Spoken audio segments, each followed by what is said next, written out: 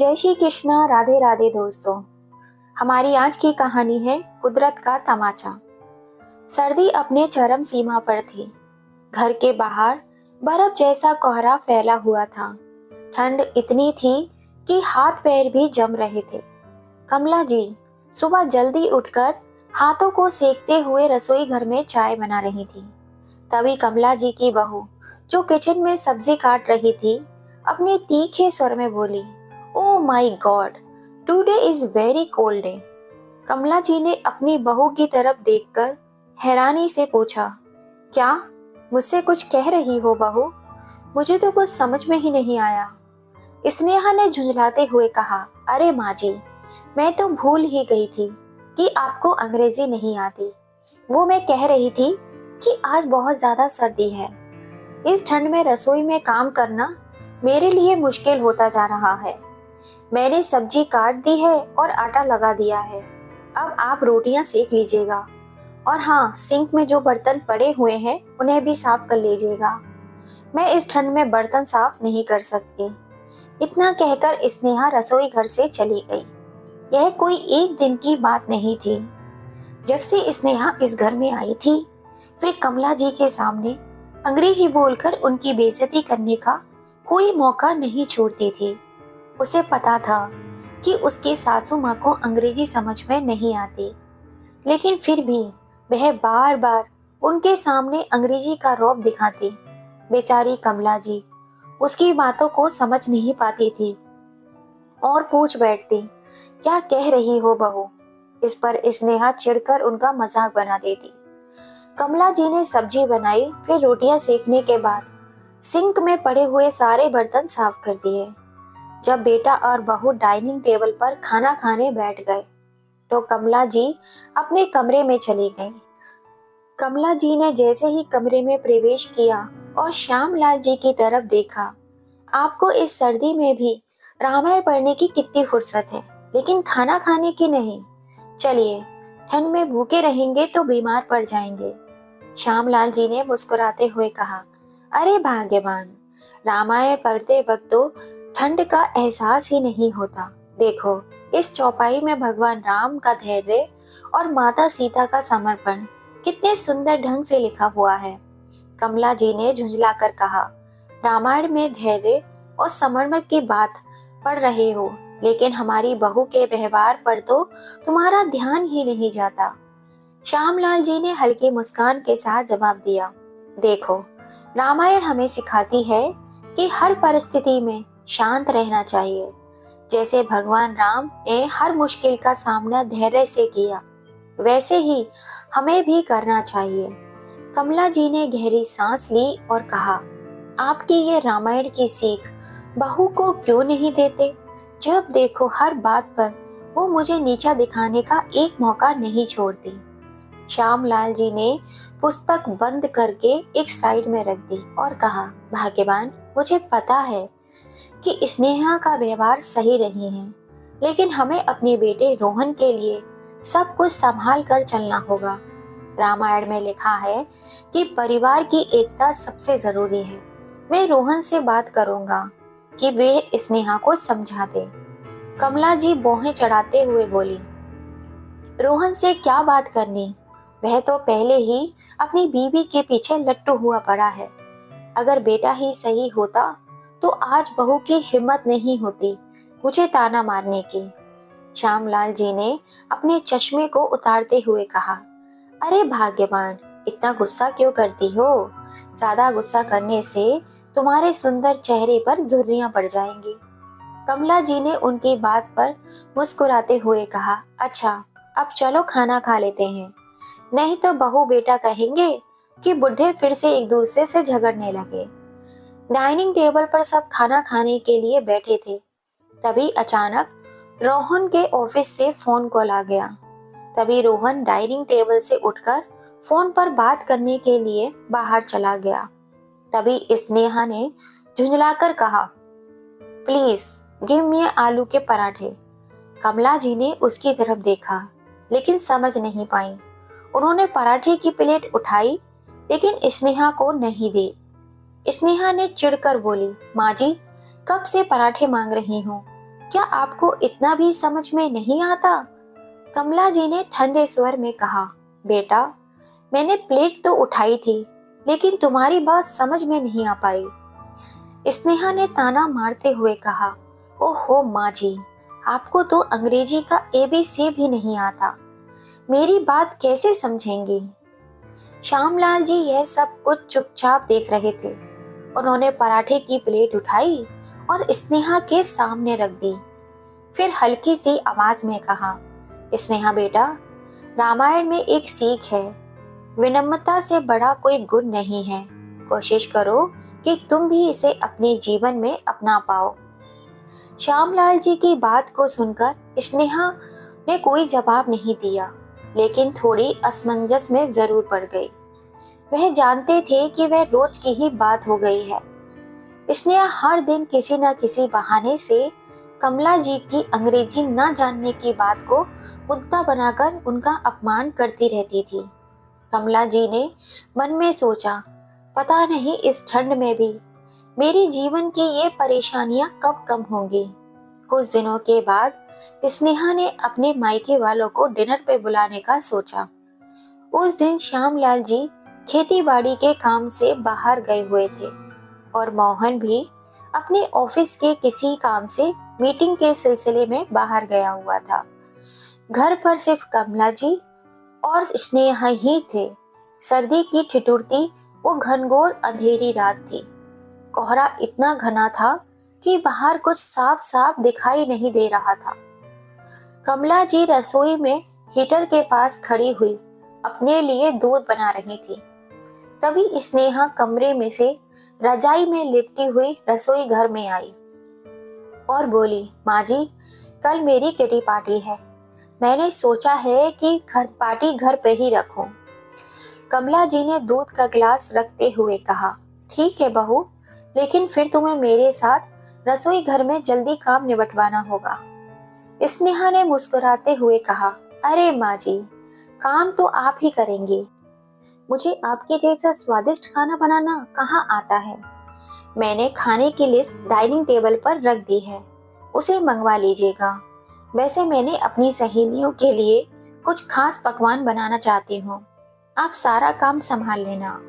कमला जी ने कुछ नहीं कहा। सुबह हुई, सर्द हवाएं खिड़कियों से छन छन कर अंदर आ रही थी। ठंड इतनी थी कि रसोई में खड़ा होना भी मुश्किल हो रहा था। बूढ़ी हड्डियां इस भयानक ठंड में और भी ज्यादा कपकपा रही थीं।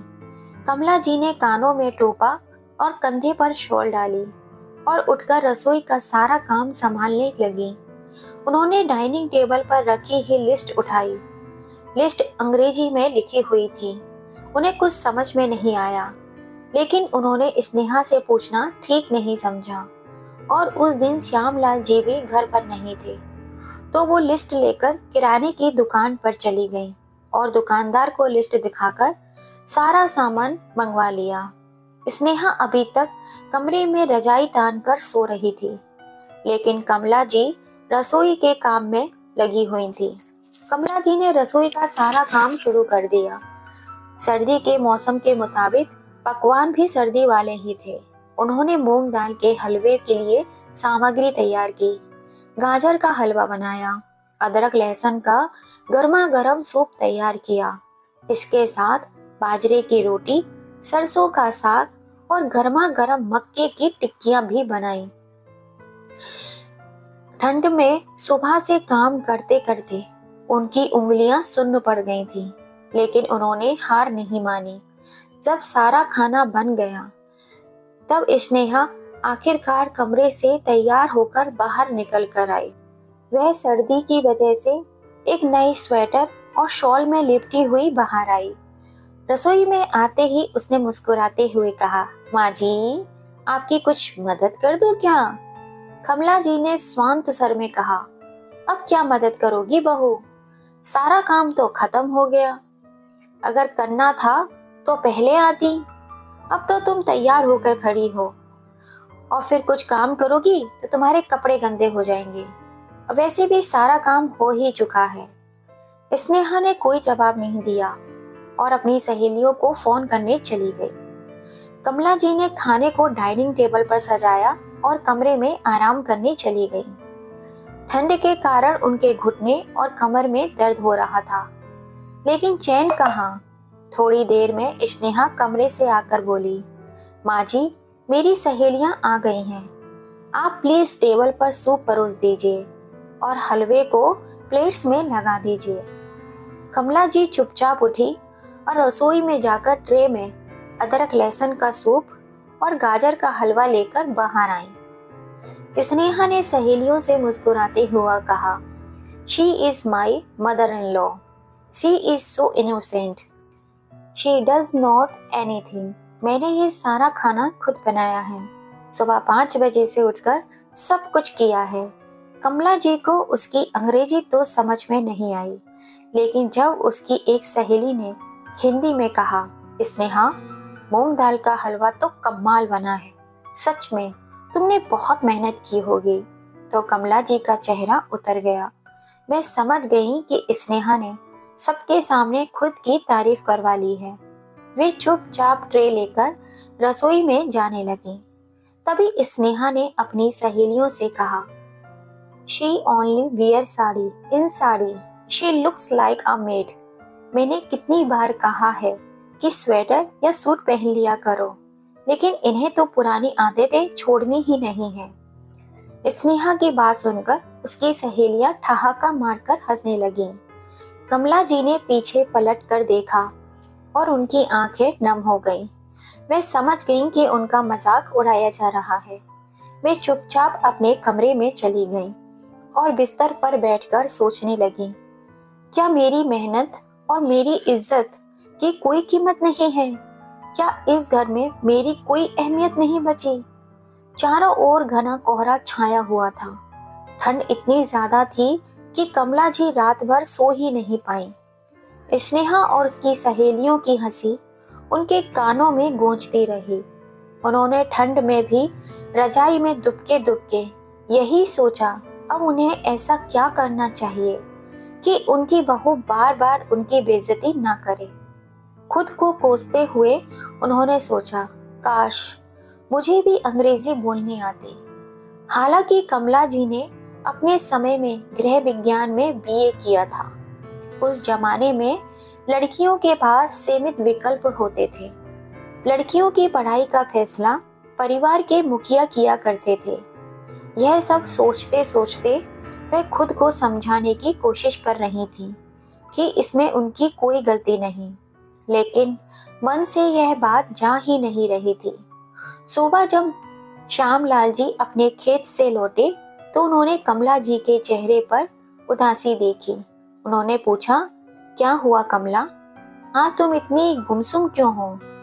कमला जी ने टालने की कोशिश की, कुछ नहीं, बस ऐसे ही। लेकिन श्यामलाल जी समझ गए कि कुछ तो है जो उनकी पत्नी को अंदर ही अंदर परेशान कर रहा है।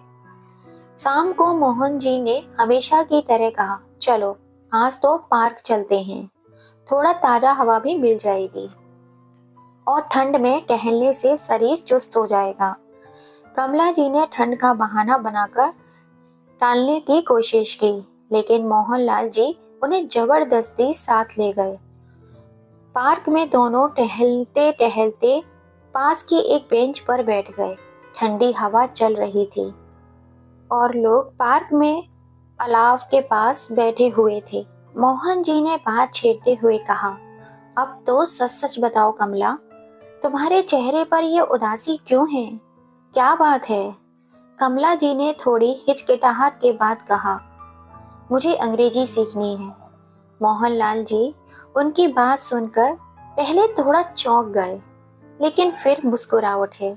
उन्होंने समझ लिया कि यह सब स्नेहा की किटी पार्टी का नतीजा है। उन्होंने प्यार से कहा, अरे यह तो बहुत ही अच्छी बात है। अगर तुम अंग्रेजी सीखना चाहती हो, मैं तुम्हारे लिए ट्यूशन ढूंढ लेता हूँ। कमला जी ने थोड़ा संकोच करते हुए कहा, लेकिन स्नेहा को पता चला तो वो हंसी उड़ाएगी, कहेगी इस उम्र में अंग्रेजी सीखने चली हो, और फिर जाने आने में भी बहुत वक्त लगेगा। बहू बेटे से क्या कहेंगे? मोहनलाल जी ने हंसते हुए कहा, तुम चिंता मत करो, वैसे भी हम रोज शाम को पार्क आते हैं। अब पार्क आने के बहाने से हम अंग्रेजी कोचिंग सेंटर भी चले जाएंगे। वहाँ तुम अंग्रेजी सीखो और किसी को पता भी नहीं चलेगा। और हाँ, सीखने की कोई उम्र नहीं होती। यह हमारी जिंदगी है और हमें जो सीखना हो वह हम सीखने से कोई नहीं रोक सकता। मोहनलाल जी के हौसले ने कमला जी को और भी हिम्मत दे दी थी। अगले ही दिन मोहनलाल जी ने पास के एक अंग्रेजी स्पीकिंग कोर्स का पता कर लिया और कमला जी का एडमिशन वहां पर करा दिया।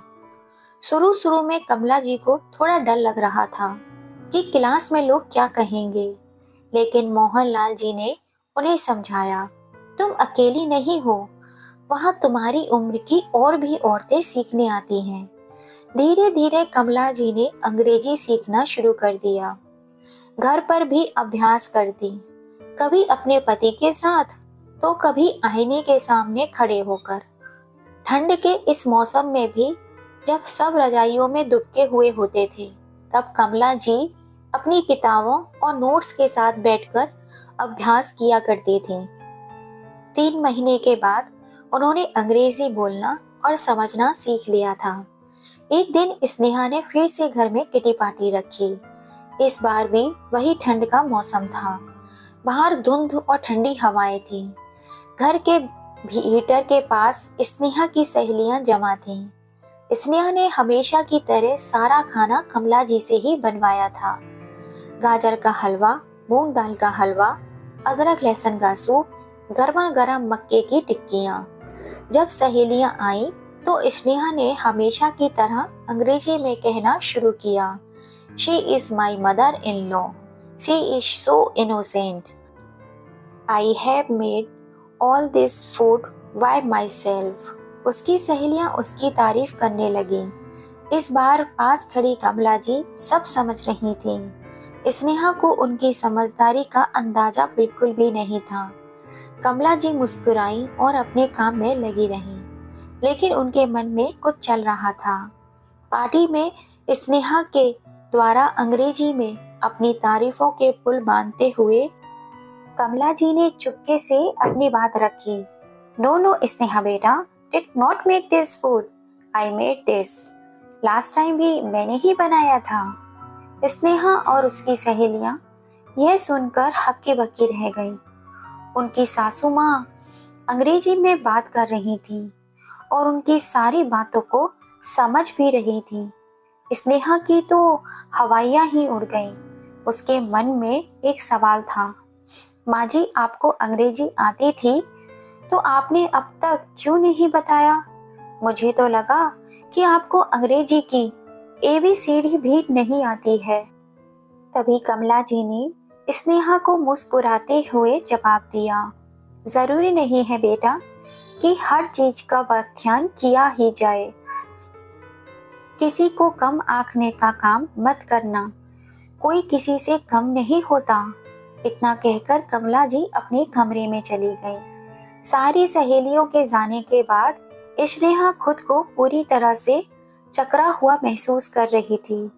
वह अब अपने कमरे में गई और कमला जी से पूछा, आखिर उन्होंने अंग्रेजी कब सीखी? कमला जी ने उसे पूरी कहानी बताई, कैसे उन्होंने उम्र के इस पड़ाव पर भी अंग्रेजी सीखने का मन बनाया था और कैसे उन्होंने धीरे धीरे इसे सीखा। स्नेहा को विश्वास ही नहीं हो रहा था कि 60 साल की उम्र में उनकी सासू माँ ने अंग्रेजी बोलना और समझना सीख लिया है। स्नेहा ने मन ही मन ठान लिया कि अब वह अपनी सासू माँ से कभी किसी मुद्दे पर पंगा नहीं लेगी। आज कमला जी ने अपनी बहू के बार बार अपमान करने का जवाब अंग्रेजी सीखकर ऐसा जबरदस्त तमाचा मारा जो सीधे स्नेहा के दिल और दिमाग में हमेशा के लिए रह जाएगा, लेकिन वह कभी जाहिर नहीं होगा। दोस्तों, कहा जाता है पढ़ने की कोई उम्र नहीं होती और यह साबित कर दिया आज कमला जी ने। दोस्तों, अगर आपको हमारी कहानी पसंद आती है तो प्लीज़ इसे एक लाइक और अपना प्यारा सा एक कमेंट ज़रूर कीजिएगा। आपके कमेंट और लाइक से हमें बहुत प्रेरणा मिलती है। आप सभी फैमिली की वजह से ही हम अपने लक्ष्य की तरफ आगे बढ़ पाते हैं। जय श्री कृष्णा।